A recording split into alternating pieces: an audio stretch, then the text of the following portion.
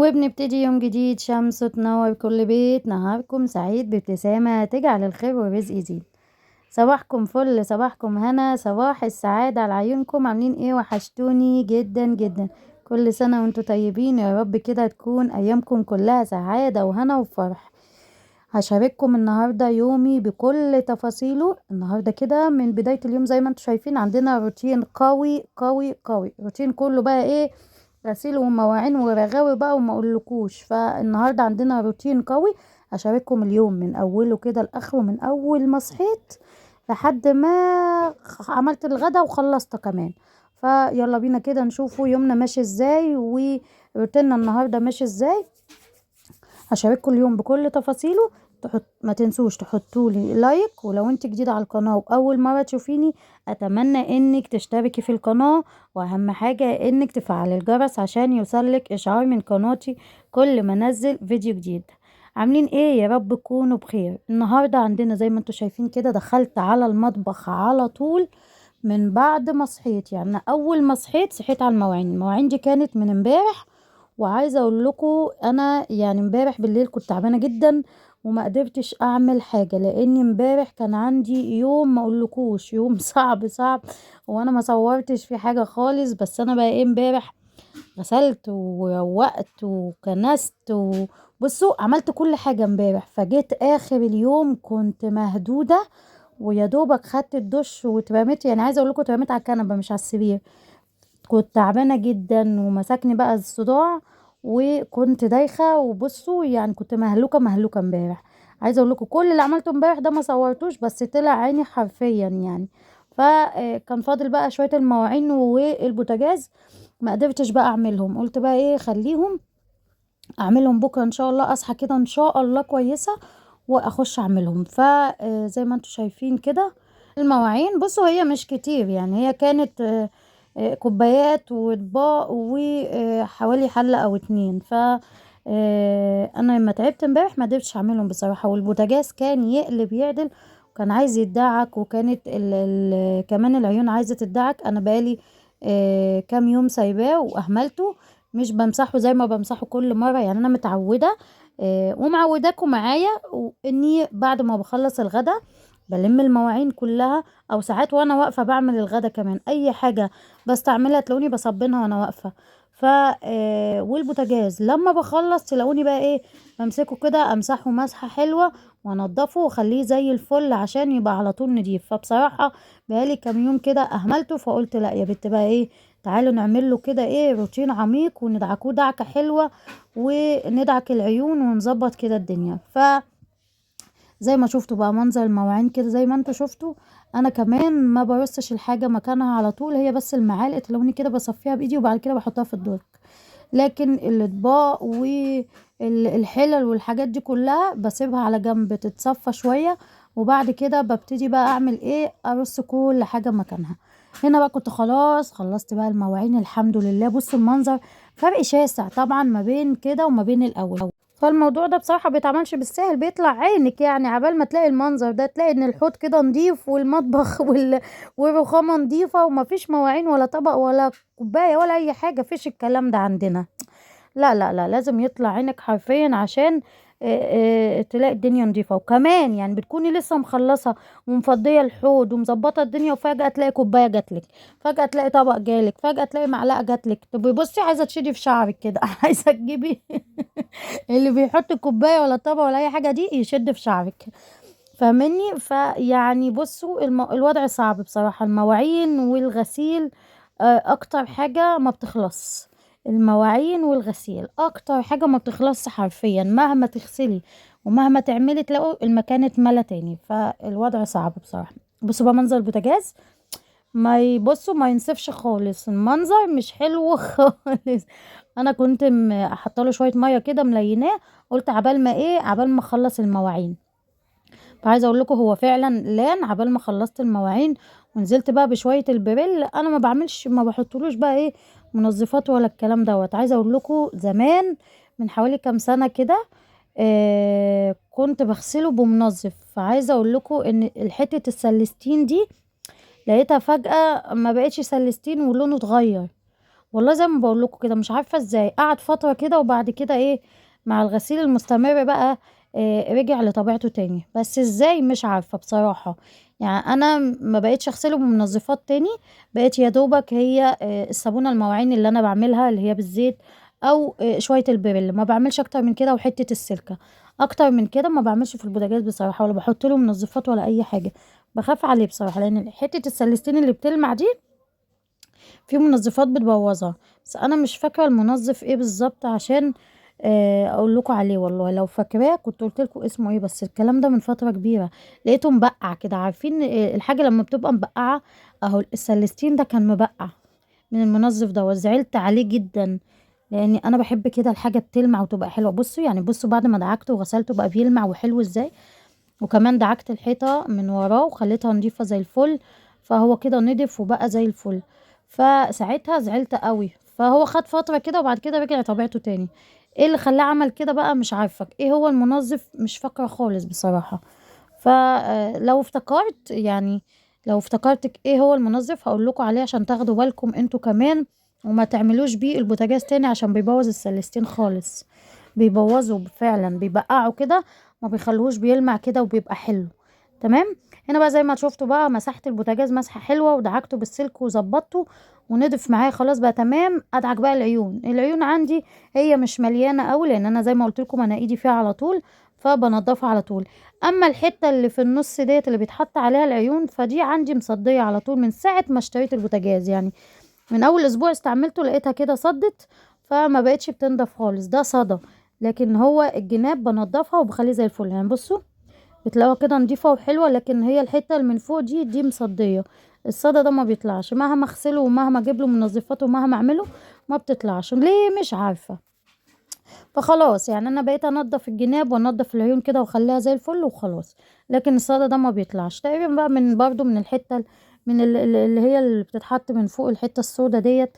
برضو عايزة اقول لكم بتنزل صدى لوحديها من كتر تشغيل البوتاجاز. وعايزة اقول لكم ان هي بتتغير كمان.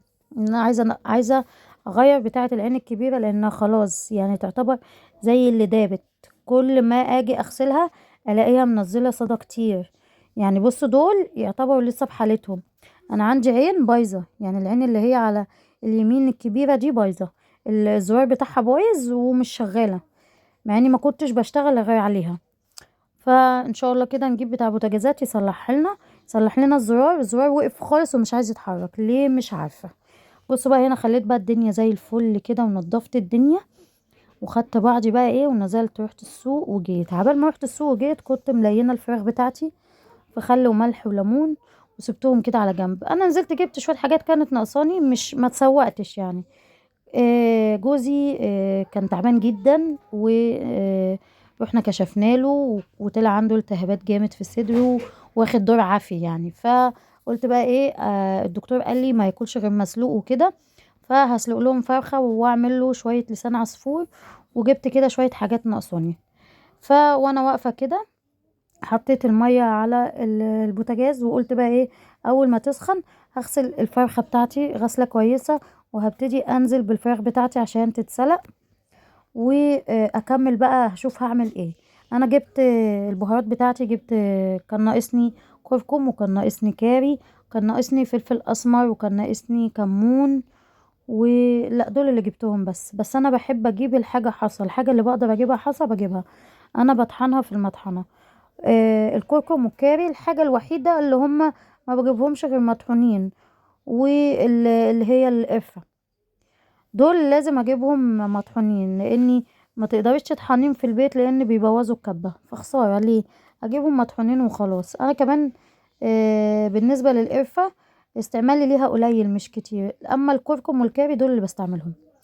هنا بقى شلت الريمة اللي على الوش، وجبت بقى ورق لورا وجزر وطماطم وبصل، والعيدان ديت اللي هي عيدان التوم اللي قلت لكم بنحطها في الشوربة لما خزنا التوم مع بعض. طلعت كده حتتين 3 من الفريزر ورحت حطاهم مع الشوربة. كل ده بيضيع الزفار وبيخلي الشوربة بتاعتك جميلة جميلة جميلة. ورشيت بقى شوية فلفل اسمر وشوية ملح، واسيبها بقى تتسلق وتعيش حياتها. وتعالوا نشوفوا هنعمل ايه. عايزه اقول لكم بقى ان انا ما شربتش فنجان القهوه بتاعي اللي كنت متعوده بشربه قبل ما انزل، لا اتلهيت بقى في غسيل المواعين واتلهيت في المطبخ والدنيا ديت، فما عملتهاش. فتعالوا كده بقى واحنا بنعمل الغدا كده نعمل كوبايه قهوه واحنا شغالين كده. وعايزه اقول لكم انا بحب اعمل كده جدا يعني، ساعات بحب اشربها على روقان كده وانا قاعده، وساعات تلاقوني بعملها واشربها وانا بعمل الغدا. بيقولوا ان هو برج العقرب كده، يعني انا برج العقرب. فامسكها كده بقى زي ما انتم شايفين، حطيتها كده على النار والفراخ بتتسلق برضو، وهغرفها دلوقتي. هصبها. حضرت بقى كوبايتي وحضرت حاجتي كده وظبطت الدنيا. تعالوا نصب القهوة بتاعتنا ونشربها كده واحنا شغالين. انا بحب اشربها وانا شغالة. في ناس كتير كده زي يا ترى انت زيي بتحبي تشربي القهوة وانت شغالة عادي، ولا بتحبي كده تقعدي قعدة مزاج وتشربيها على طول؟ يعني حاجة اساسية عندك ان انت تشربيها على طول على روقان، ولا ان انت تعملي عادي وانت شغالة؟ فاكتبي لي في التعليقات انت بتشربي القهوة في يعني في اي وضع فيهم. تمام. هنا بقى ايه الحاجة اللي جبتها؟ هجيب بقى البرطمانات بتاعتي وهحط الكركم والكاري. هنا بفتح ده بحسبه الكركم طلع الكاري، وبحسبه الكركم طلع الكاري. يعني بصوا العكس، يعني انا عكستها مش قررت الكلمة. فبعد ما بصيت هنا وبصيت هنا لقيته هو دايما الكركم بتلاقوه افتح من الكاري بياما، بتلاقوه لونه كده فاتح برتقاني فاتح. فانا بصيت لده وبصيت لده، طلع ايه؟ طلع هو ده. فهبتدي كده احطه في البرطمان بتاعه. عايزه اقول لكم ان الحبه دول جايبهم بكام؟ بخمسة يبقى 10 بخمسة تقريبا. والكاري برضو ده الكاري. الكركم هحطه لكم دلوقتي. بصوا هتلاقوه كمان لونه فاتح عن الكاري. انا بتلخبط فيهم والله.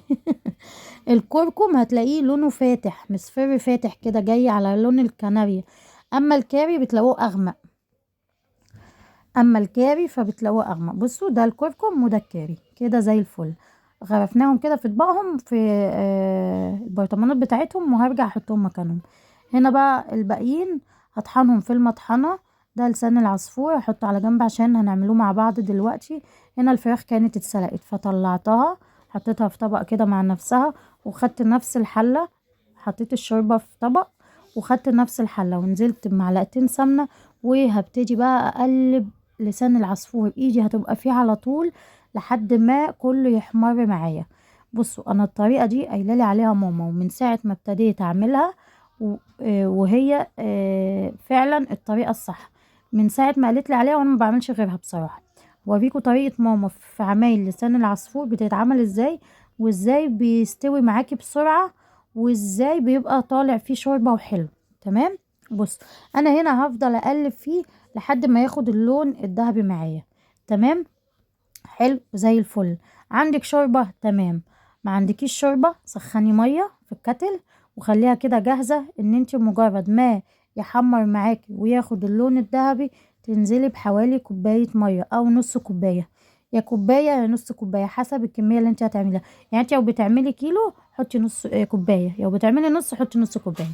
بصوا هنا بقى احمر وخد اللون معايا وكده بقى جاهز زي الفل ان انا انزل بالكوبايه بتاعتي السخنه اللي انا هحطها عليه. بصوا انا بنزل بالكوبايه وبطفي عليه النار حوالي 10 دقايق، وبقفل الغطا وبسيبه. بعد 10 دقايق برجع ارجعه تاني على النار، وببتدي ازود الشوربه بتاعتي واحط البهارات بتاعتي واسيبه 5 دقايق على النار يبقى جاهز وبيبقى فيه شوربه وبيطلع زي العسل. تمام. بصوا انا نزلت بشوربه لان انا كنت عندي شوربه كتير اللي انا كنت سالقه بيها الفراخ، فنزلت كده بحوالي كوبايه اهو زي ما انتم شايفين. هقلبه تقلبتين وهطفي النار وهغطيه واسيبه على جنب لمده 10 دقايق. حلو. بس. تمام. تعالوا بقى عدى ال10 دقايق. بصوا لسان العصفور اتشرب الشوربه كلها، شربها نشفت. هي كانت موجودة شوربة الأول في ال10 دقايق دول كانوا نشفوا. ننزلوا بقى بالشوربة تاني بالباقيين بقى بتوعنا، نزود بقى شوربة زي ما احنا عايزين ونشغل النار تاني. اهو انا حطيت شوربة وحطيت مية. تمام.